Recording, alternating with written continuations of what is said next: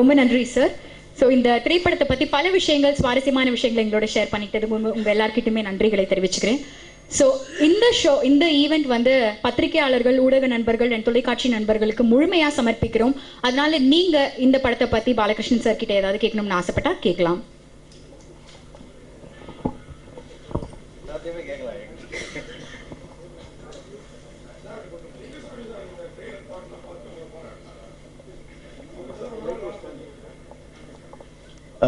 அவர்கிட்ட ஆக்சுவலாக முந்தின தான் நைட்டு போய் அவருக்கு ட்ரெய்லர் சாங்ஸ் எல்லாம் போட்டு காமிச்சேன். ரொம்ப பெருமையாக சொன்னார். ரொம்ப பிரமாதமாக வந்திருக்கு, பாட்டு ரொம்ப நல்லா வந்திருக்கு, அதை விசுவல் பண்ண விதம் ரொம்ப நல்லா இருக்கு. ட்ரெய்லர் வந்து ஒரு பெரிய எக்ஸ்பெக்டேஷன் கிரியேட் பண்ணுது. கண்டிப்பாக இது வந்து பெரிய படமாக வரும், இது பெரிய படமாக ஃபீல் ஆகுது எனக்கு அப்படின்னு சொல்லி பாராட்டினார். என்னென்னா கிட்டத்தட்ட அவர் தான் எனக்கு குரு. கிட்டத்தட்ட 10 வருஷம் அவரோடவே நான் இருந்திருக்கேன். ஒரு டைரக்டருடைய அணுகுமுறை எப்படி இருக்கும், அதை எப்படி ஒரு டைரக்டர் எப்படி இருக்கணும் அப்படிங்கிறது வந்து நான் ரொம்ப நுணுக்கமாக அவரை பார்த்து கற்றுக்கிட்டேன். நான் அவருடைய உதவியாளராக இல்லாமையே நான் அவர்கிட்ட கற்றுக்கிட்ட விஷயம் அது. ஸோ அந்த அனுபவம் தான் எனக்கு உண்மையிலே இந்த படத்துக்கான இந்த படத்தை டைரக்ட் பண்ணுறதுக்கான ஒரு மூலதனமாக இருந்துச்சுன்னு சொல்லலாம். ரொம்ப பெருமையாக சொன்னார். அதுவே எனக்கு ரொம்ப சந்தோஷமாக இருந்தது.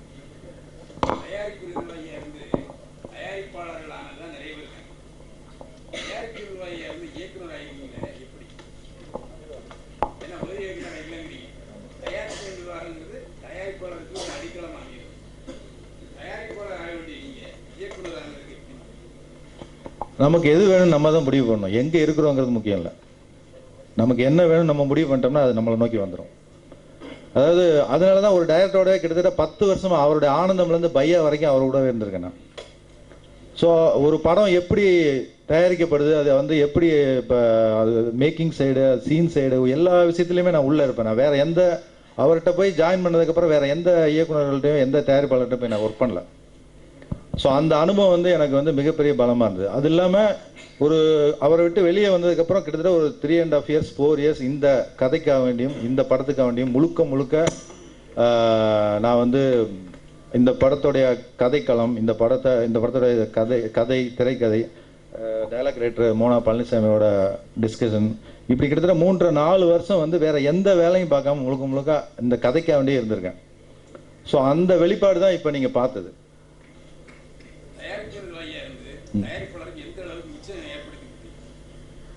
தயாரிப்பாளருக்கு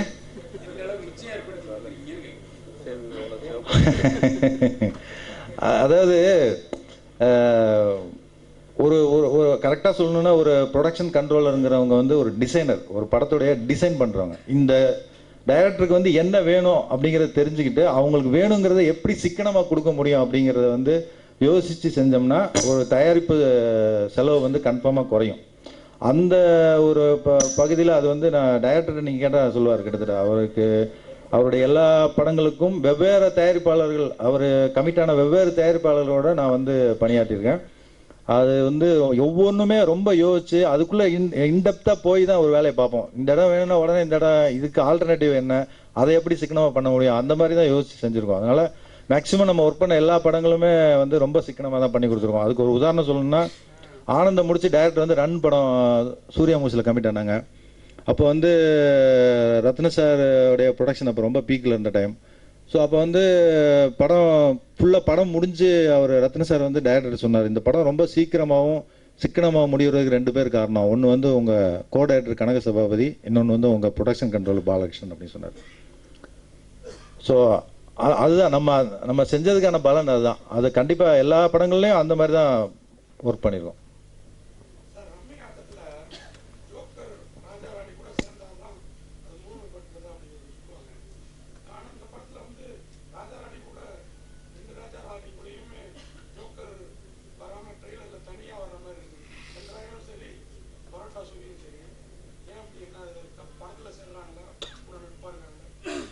அவங்களோட அறிமுகம் தான் உங்களுக்கு ஷார்ட் கட் பண்ணி காமிச்சிருக்கோம். மற்றபடி முழுக்க விஜய் சேதுபதி சார், இனிகோ, சூரி 3 பேருமே வந்து இப்போ த்ரோட் ட்ராவலில் ஒன்றா தான் இருப்பாங்க.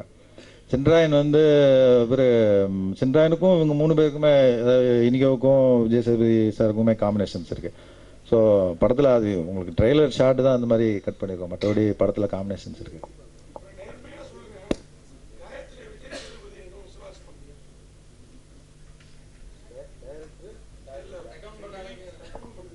யார காயத்ரியா? இல்ல இல்ல, ஆக்சுவலா விஜய் சாரி காயு வந்து இவர் பிரேம் சார் தான் வந்து ரெஃபர் பண்ணாரு. ஆக்சுவலா அந்த கேரக்டர் வந்து ஒரு கிராமத்தில் இருக்க பொண்ணு, ஒரு ரேவதி மாதிரி வச்சுக்கலாம், ரேவதி மாதிரி பொண்ணு படிச்ச பொண்ணா இருந்தா எப்படி இருக்கும், அந்த ஃபீல்ல தேவைப்படுது எனக்கு. இப்போ பிரேம் சார் நீங்க ஒரு வாட்டி பாருங்க சார் காயு அப்படின்னு, அவங்கள போய் கதை சொல்றதுக்காண்டி அப்பாயின்மெண்ட் ஃபிக்ஸ் பண்ணிட்டாங்க. போய் கதை சொல்றதுக்கு போய் உட்காந்தா அவங்க ஏதோ மென்னிட்டே இருப்பாங்க. அவங்க எப்போ எங்க பார்த்தாலும் ஏதாவது சாப்பிட்டே இருப்பாங்க. ஷூட்டிங் ஸ்பாட்லயும் அப்படிதான். நம்ம ஒன்று ஒரு சீன் சொல்லிட்டு இருந்தோம்னா அவங்க கவனிக்காத மாதிரியே இருக்கும் எப்பவுமே. இவங்க ஏதோ மென்னிட்டே இருக்காங்களே, இவங்க என்ன பண்ண போறாங்கன்ட்டு நம்ம ஒரு சின்ன உள்ளுக்குள்ள ஒரு சின்ன கோபம் இருக்கும். அதோட சொல்லி முடிச்சுட்டு சரி அப்படின்னு சொல்லிட்டு மானிட்டர் வந்து உட்காந்தோம்னா, டேக்குன்னு சொல்லிட்டு உட்காந்தோம்னா, உண்மையிலே நம்ம வந்து நினைச்சு பார்க்காத மிரட்சியா அவங்களுடைய பெர்ஃபார்மன்ஸ் இருக்கும். அது எப்படி இவங்க கான்சியஸா இருந்தாங்க அப்படிங்கிற நம்ம வந்து மிரட்சி அடைவோம். அந்த அளவுக்கு ரொம்ப எக்ஸலண்டான பெர்ஃபார்மர். இந்த படத்தில் அவங்களுக்கான பெர்ஃபார்மன்ஸ் எக்ஸலண்டா பண்ணியிருக்காங்க. அவங்கள எனக்கு அறிமுகப்படுத்த பிரேம் சார், அவருக்கு தான் நான் தேங்க் பண்ணணும். விஜய் சேதுபதி சாருக்கும் அதுக்கு எந்த சம்பந்தம் இல்லை, ஓப்பனா சொல்லிடுறேன். முதல் படத்துல அவங்க கதையை தேர்ந்தெடுப்பாங்க, நீங்க மட்டும் பக்கத்தில் இருக்க ஒரு கதையை தேர்ந்தெடுத்தீங்களா? ரெண்டு பேருக்குள்ள எப்படி அந்த உறவு, அந்த 4 வருஷம் டிராவல் சொல்லுங்க. இல்ல சார், கதை என்னோடது தான் சார். அவர் கதையை சொல்லணும்னு நீங்க அறிமுகப்படுத்தீங்களா? இல்ல சார், கதை திரைக்கதை டைரக்ஷன் நான், வசனம் தான் மோனா பழனிசாமி சார். எந்த அளவுக்கு ஒரு உதவியா இருந்தார்? அவர் வந்து நான் ஆனந்தம்ல இருந்து ஆனந்தம்ல இருந்து சார் வந்து அசோசியேட் ஒர்க் பண்ணாங்க. அதுக்கப்புறம் ரன்ல டயலாக் ரைட்டரா இருந்தாங்க. ஆக்சுவலாக பட்டாளம் படம் பண்றப்ப தான் சார்ட்ட வந்து இந்த லைனை நான் வந்து சொன்னதுக்கப்புறம் அவர் கண்டிப்பா இதை பண்ணலாம் சார், ரொம்ப நல்லா இருக்கு அப்படின்னு சொல்லிட்டு டோட்டலாக ஒரு டிஸ்கஷன் பண்ணது, டயலாக் ஒர்க் பண்ணது, எல்லா ஏரியாலையும் அவருடைய பங்களிப்பு இருக்கு. மிக சரியான நபர், மிக ஒரு திறமைசாலி. அவர் என் கூட இருந்தது எனக்கு ரொம்ப பலமா இருந்தது.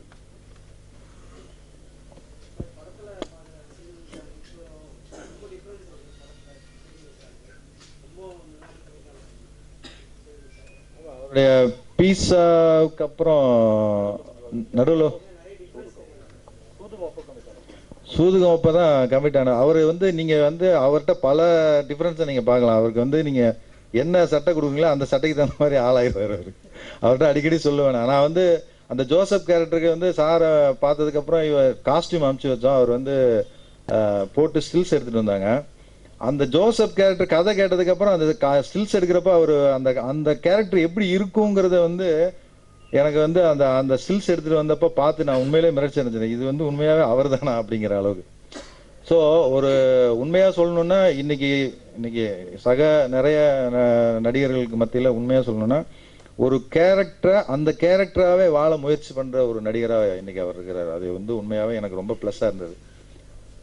அதே மாதிரி இனிகோ பிரபாகர் வந்து இது வரைக்கும் அவர் பண்ண படங்களோட இந்த படத்துல அவருக்கான இடம் வந்து ஒரு பெரிய இடமா இருக்கும். கிட்டத்தட்ட இந்த படத்துக்கு அப்புறம் ஒரு அடுத்த ஹீரோஸ் தேடுற இயக்குநர்களுக்கோ தயாரிப்பாளர்களுக்கோ ரொம்ப சரியான சாய்ஸா அவர் இருப்பார். இந்த படத்துல அவருடைய எமோஷன் சைடு, ஆக்ஷன் சைடுலாம் ரொம்ப எக்ஸலண்டா பண்ணியிருக்காப்ல. கண்டிப்பா அடுத்த ஒரு ஹீரோ வேணும்னு தேடி நிக்கிற அத்தனை பேருக்கும் ரொம்ப பொருத்தமான ஒரு நடிகராக அவர் இருப்பார்.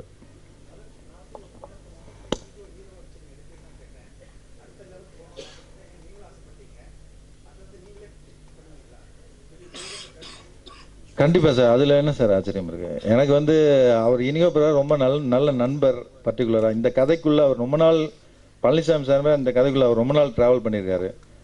ஒரு நல்ல நடிகருக்கு வந்து அது ரொம்ப அவசியம். ஏன்னா நம்ம என்ன ஒரு இயக்குனரோட பகிர்தல் இருக்கிறப்போ இன்னும் எளிமையா இருக்கும். அவருக்கு அந்த பகிர்தல் ஜாஸ்தி இருக்கு.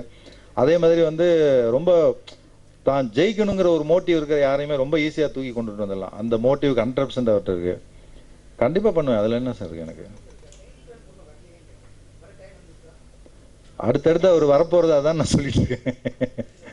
கண்டிப்பா சார்.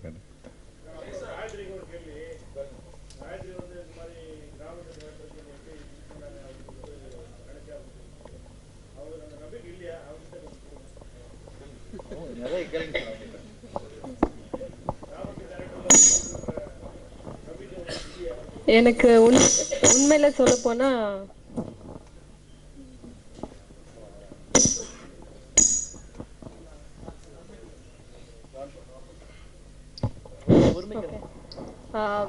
உண்மையில சொல்ல போனால் எனக்கு ஆக்சுவலி நம்பிக்கை இருக்கல. அவங்க கதை சொல்லும் போது நான் ஒரு கிராமத்து கேரக்டரில் சூட் ஆவேன்ட்டு எனக்கு நம்பிக்கை இருக்கல. ஆனால் சார் வந்து நம்பிக்கை வச்சு சொன்னாங்க. எனக்கும் ஸ்கிரிப்ட் ரொம்ப பிடிச்சிருந்தது. ஸோ நான் அதை ஒரு சேலஞ்சாக எடுத்துட்டு இந்த படம் பண்ணேன்.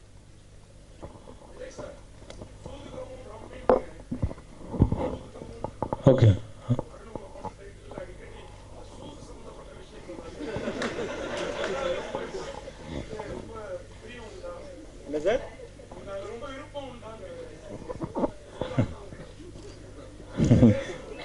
இல்லை சார், எனக்கு விளையாட தெரியாது சார். இந்த படத்தினுடைய இசையை கமலஹாசன் அலுவலகத்தில் வெளியிடுவதற்கான காரணம் யாரு, என்ன?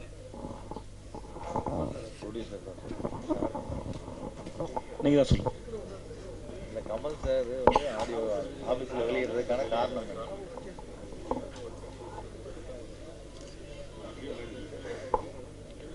இல்லை, ஆல்ரெடி பார்த்தீங்கன்னா ஒரு நடுவில் கொஞ்சம் பக்கத்தக்கான படம் ஆடியோ லான்ச் பண்ணது அவர் தான் பண்ணார். அதுக்கப்புறம் அவர் தொடர்ந்து என்னுடைய அடுத்தடுத்த படங்களுக்கு அவருக்கு டேட் கேட்பேன், அவரால் முடியாத பட்சமாக இருக்கும். இந்த வாட்டி கேட்டேன், அது அமைஞ்சது. ஒரு ஒரு லெஜண்ட் அவர், அது ஒரு உலக நாயகன் அப்படின்ற ஒரு தகுதி உள்ள ஒரே நடிகர் அவர் தான். ஸோ அந்த வாய்ப்பு கிடைக்கவே அதை நம்ம பயன்படுத்திக்கிட்டோம். அது சரியாக அமைஞ்சது, அவ்வளோதான்.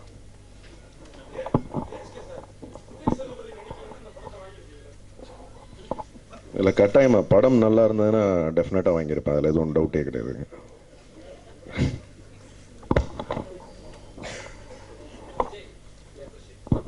சொல்லுங்க.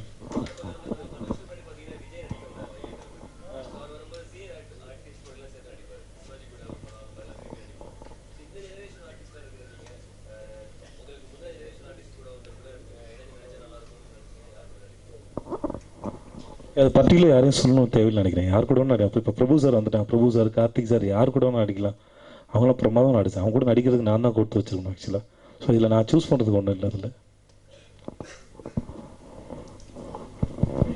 எல்லாருக்கும் நன்றி சார். நன்றி.